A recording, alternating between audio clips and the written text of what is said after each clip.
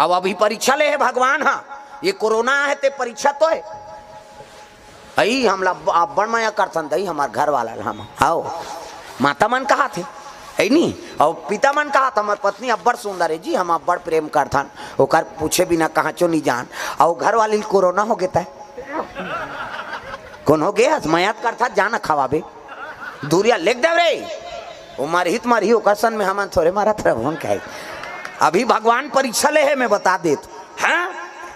सग बेटा सग दाई सग बाप है नहीं कतका माया वाला तेल परीक्षा ले दारी अरे अतका में समझ जाओ जे निस्वार्थ प्रेम देते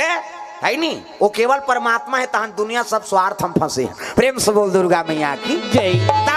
दुनिया माया के बाजार छुटी माया के संसार दुनिया माया के बाजार छुटी माया के संसार आना